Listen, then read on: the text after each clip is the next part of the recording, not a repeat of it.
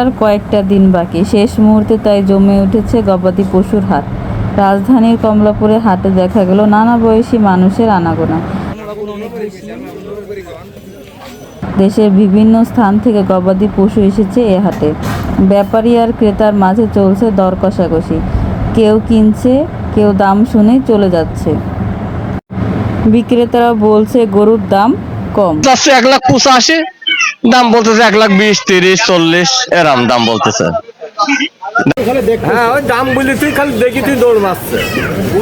গরু এবার আমার মেলা টাকা লস।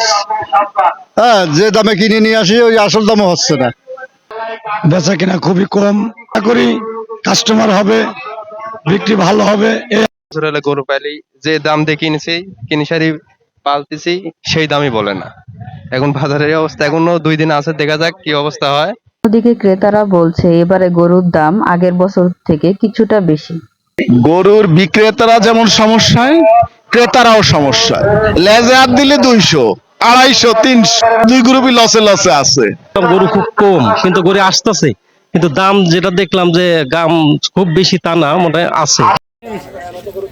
বেচা বিক্রি আরো জমে উঠবে বলে আশা করছে ক্রেতা বিক্রেতা উভয়ই।